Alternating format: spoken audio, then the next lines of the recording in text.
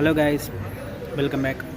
ഒരു horror nostalgic ലെവലിൽ വരുന്ന ഒരു 1980s നടക്കുന്ന ഒരു സർവൈവൽ മൂവിയാണ് ഫിയർ സ്ട്രീറ്റ്.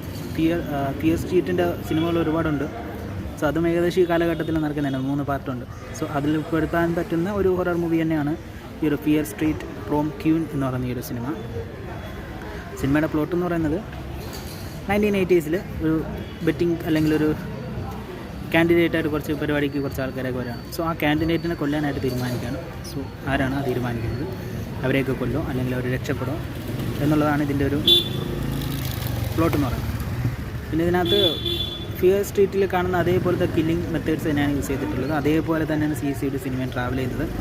സിനിമയ്ക്കൊരു ആവറേജ് ഫീലേ ഉണ്ടാകുന്നുള്ളൂ. അതിനപ്പുറം വലിയ ഗുണമോ കാര്യങ്ങളോ ഒന്നുമില്ല. സോ ഫിയർ സ്ട്രീറ്റ് ഇഷ്ടപ്പെട്ട ആൾക്കാരാണ് ഒരു ആവറേജ് പടം കാണണം.